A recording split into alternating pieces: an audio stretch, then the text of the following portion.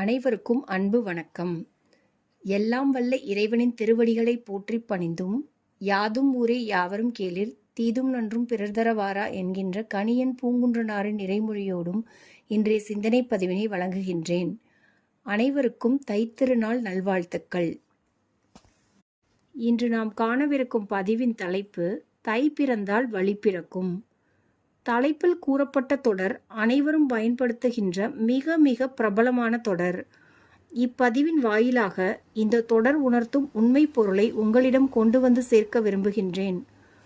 வழக்குச் சொற்றொடர்கள், பழமொழிகள் போன்றவைகள் நம் முன்னோர்களின் அனுபவத்திலிருந்து வெளிப்பட்டவைகள். ஆழ்ந்த பொருள் கொண்ட அற்புதமான பழமொழிகளின் அருமைகளை புரிந்து கொள்ளாமல் அதை திரித்து கூறுவது, சிதைப்பது போன்றவைகள் இன்று மிகுதியாக நடக்கின்றன. தனக்கு மிஞ்சித்தான் தான தர்மம் என்று ஒரு பழமொழியினை கூறுபவர்கள் பின்வருமாறு விளக்கம் கொடுக்கின்றார்கள்.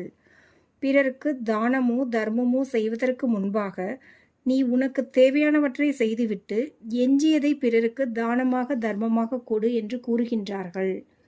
ஆனால் உண்மையில் அப்பழமொழி இந்த கருத்தை வெளிப்படுத்தவில்லை. எவ்வித பயன் நோக்கமும் இன்றி நீ செய்கின்ற தானமும் தர்மமும் மட்டும்தான் வாழ்வின் முடிவில் உனக்கென்று மிஞ்சி நிற்கும். நீ ஈட்டிய பொன்னோ பொருளோ மரணத்திற்கு பின் உன் உடன் பயணிக்காது. எனவே வாழுகின்ற காலத்திலேயே பிறர் பயனடையும் வகையில் அறத்தின் வழியில் வாழ்ந்துவிடு என்ற கருத்தை வலியுறுத்துவதற்காக கூறினார்கள். இதைப்போலத்தான் தை பிறந்தால் வழி பிறக்கும் என்ற சொற்றொடருக்கும் கூட தவறான பொருளை சிலர் கூறி வருகின்றார்கள். இவ்வாறான தவறான பொருளை கேட்டு வளரும் குழந்தைகளின் மனதில் பிழையான முடிவுகள் வேரூன்றிவிடும். உதாரணத்திற்காக அப்படிப்பட்ட ஒரே ஒரு விளக்கத்தை மட்டும் உங்களிடம் பகிர்கின்றேன். இவ்விளக்கத்தை பகிர்வதே தவறு என்றும் நான் அறிவேன்.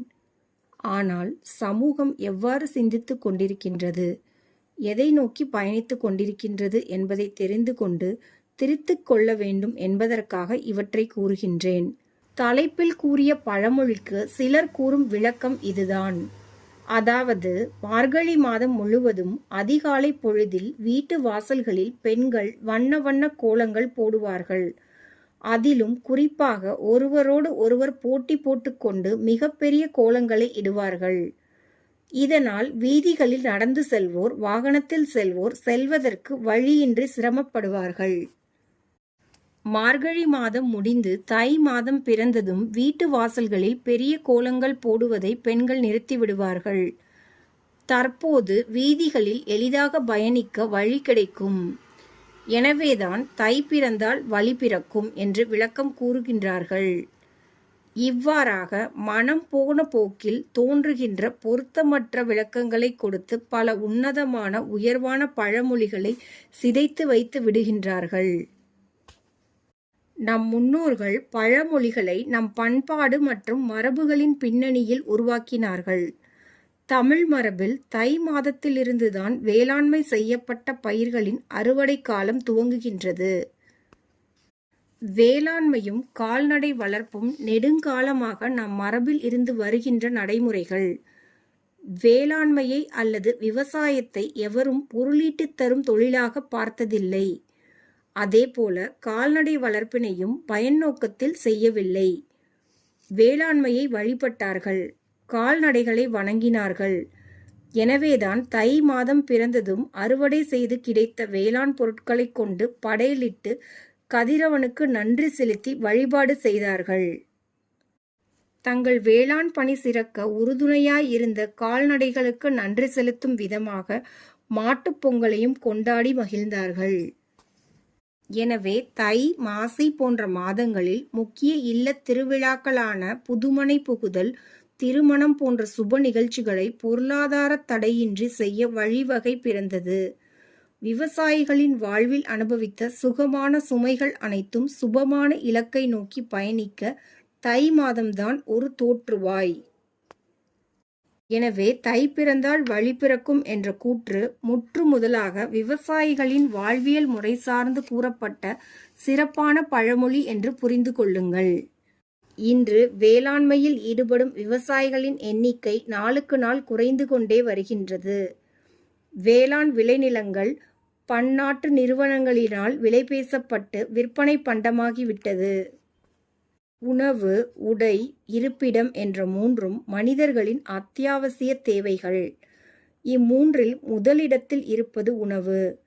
அந்த உணவினை உலகத்திற்கே வழங்கிக் கொண்டிருக்கும் உழவர்கள் கடவுளுக்கு அடுத்த நிலையில் வைத்து வணங்கத்தக்கவர்கள்.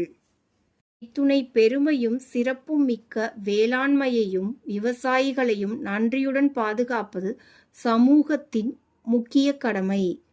தற்கால குழந்தைகளிடம் அரிசி எங்கிருந்து கிடைக்கின்றது என்று கேட்டால், காசு கொடுத்தால் கடைகளில் கிடைக்கும் என்று பதில் கூறும் சந்ததியினரை வளர்த்து வைத்திருக்கின்றோம்.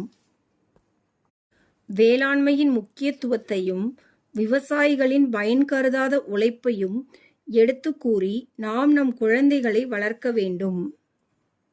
காலம் நேரம் சரியில்லை என்று கருதி ஜோதிடரிடம் செல்கின்றீர்கள்.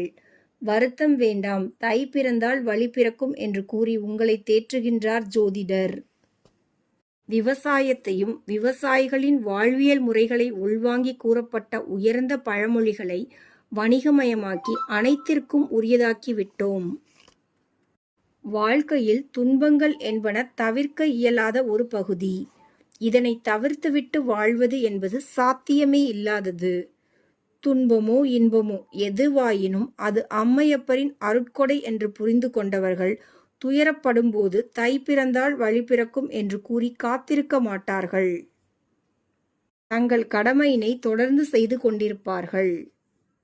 வயல்வெளிகளில் உயரமாக ஓங்கி வளர்ந்த பயிர்களை அறுவடை செய்த பிறகு வரப்புகளை மூடியிருந்த மறைப்புகள் அனைத்தும் விலகி பயணிப்பதற்கான வழி கிடைக்கும் என்பதினாலும் கூட தை பிறந்தால் வழி பிறக்கும் என்று கூறியிருக்கலாம். எது எவ்வாறாயினும் தலைப்பில் கூறப்பட்ட பழமொழி வேளாண்மை செய்யும் விவசாயிகளுக்கானது என்று புரிந்து கொண்டு உண்மை வேளாண்மை செய்யும் உழவு தொழிலை உயிர்காற்றாக சுவாசிக்கும் விவசாயிகளுக்கு நன்றி தெரிவிப்பதும் அவர்களை பேணி பாதுகாப்பதும் அனைவரின் சமூக கடமை என்று கூறி இன்றைய நாள் பதிவினை நிறைவு செய்கின்றேன். எல்லோரும் இன்புற்றிருக்க நினைப்பதுவே அல்லாமல் வேறொன்றறியேன் பராபரமே என்கின்ற தாயுமான சுவாமிகளின் நிறைமொழியோடு இன்றைய நாள் பதிவினை நிறைவு செய்கின்றேன். அனைவருக்கும் நன்றி. வணக்கம். வாழ்க வளத்துடன்.